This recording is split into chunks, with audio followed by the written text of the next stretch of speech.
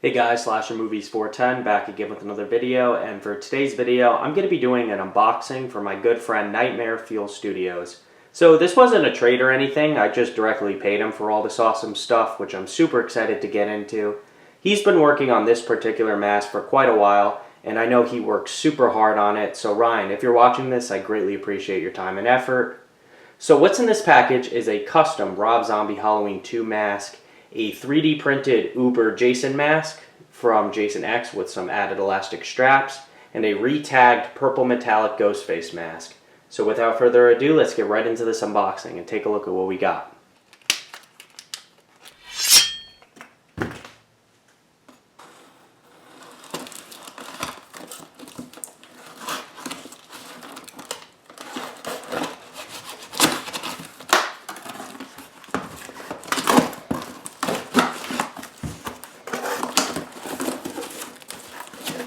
Alright, he left me a note here.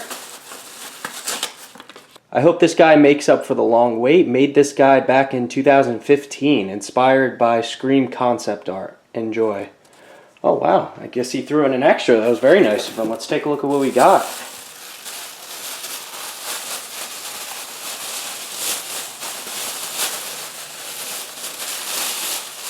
Oh wow, this is awesome.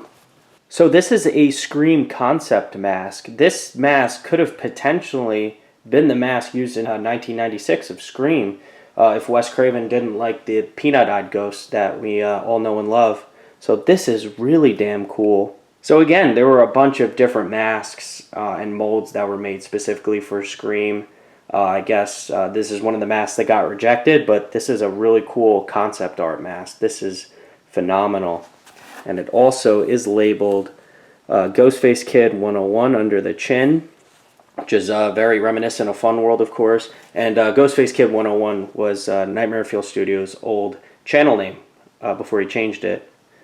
And yeah, this is fantastic. This is definitely going on display. It also has a really nice cotton shroud. It's very long too. Really love the look on this guy.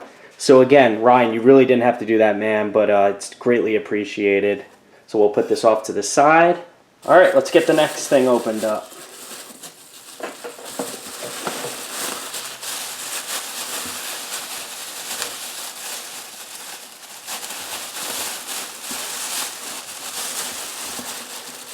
All right, so here is the Jason X mask, and he added some elastic straps and a really nice O-ring. And the reason why I asked for the straps is because I wanted to hang it on my wall with my other Jason Voorhees hockey masks, and without the straps I wouldn't be able to do that, of course. So I requested for him to glue on the straps instead of like drilling a hole and adding rivets, because if he did, it would kind of alter the look of the mask, which isn't what I want, of course.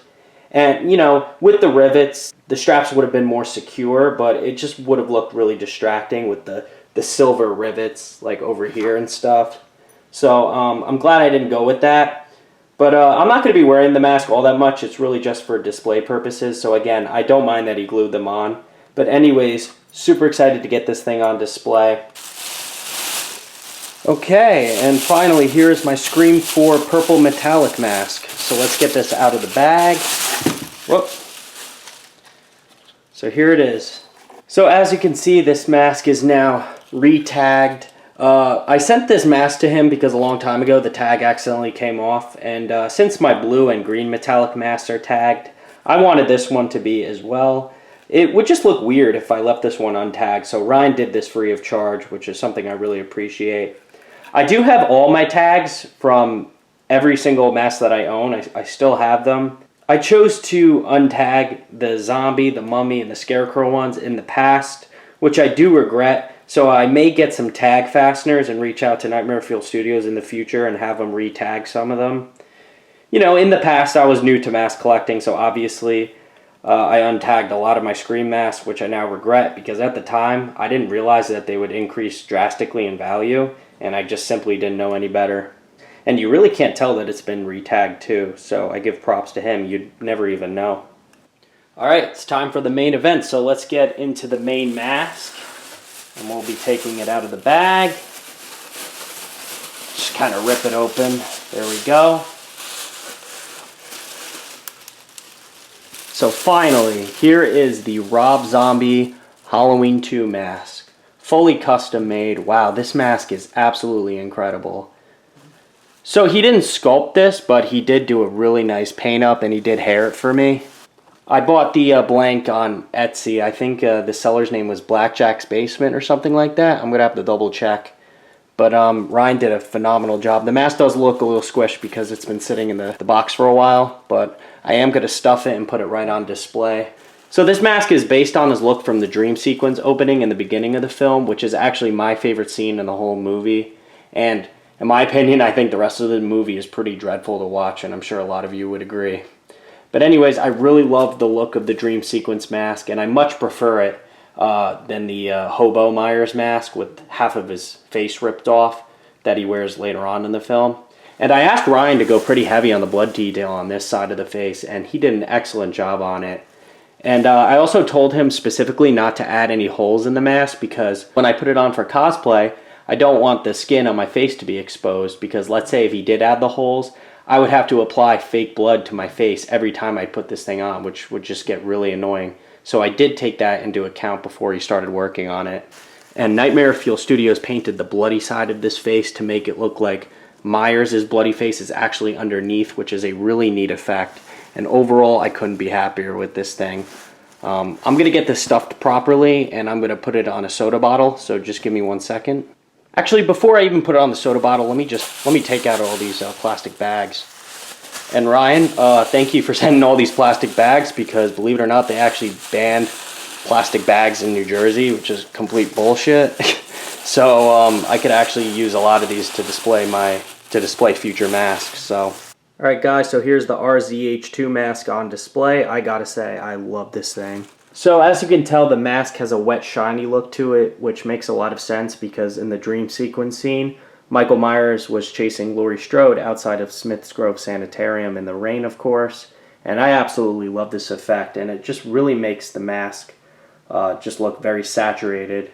There are also some hair strands dangling down on both sides, as you can see, on that side and this side as well. He did this to make the hair look bloody and wet, which is just so damn cool and very accurate to the film. The hair also has some blood soaked in on top, as you can see, has a very glossy finish. Not sure if you're going to be able to pick this up on camera, but he actually did mist the hair gray in some areas. And then there's also some blood dripping down from his ear. And then this is also a mark. It looks like Michael Myers rubbed his fingers on the mask with his bloody hands and left a mark on the neck, which is just so damn cool. The cracks look very accurate too. The clean side of this face looks very weathered. And overall, I'm exceptionally happy with this mask. And I can't wait to display it with the RZH1 that he did for me. So I figured I'd do a quick comparison of the Rob Zombie Halloween 1 mask that Nightmare Fuel Studios painted and haired for me, as well as the Rob Zombie Halloween 2 mask that he also painted and haired for me. So in terms of which one I like better, I actually love them both equally. I think they're really cool in different ways. I really love the simplicity on this one, and the profile on this thing looks absolutely incredible and very screen accurate. I also really admire the hair. The hair is also really cool. And the yellow scars just really pop, and it really makes the mask stand out, especially in the dark. Can't forget about this one. This Rob Zombie Halloween 2 mask is fantastic. I really love the wet, saturated look that it has. I really love the details and the cracks and everything. I love how it has a little bit of blood right there on the chin. Both of these masks are awesome, hands down, and I can't wait to display them. And again, they were derived from the same sculpt. They were just painted differently to look like their movie counterparts. So guys, that's going to be a wrap on this video. I really hope you all enjoyed it. Big thanks to Nightmare Fuel Studios for taking the time to work on all this stuff. The link to his channel will be in the description below, so definitely drop him a sub and check out his videos. I'll also put a link to his Instagram account, and be sure to check out his online store. You can actually find that in his Instagram bio. So guys, again, that's the video. Don't forget to like, comment, subscribe. Make sure to hit that notification bell, and I will see you later with some more videos.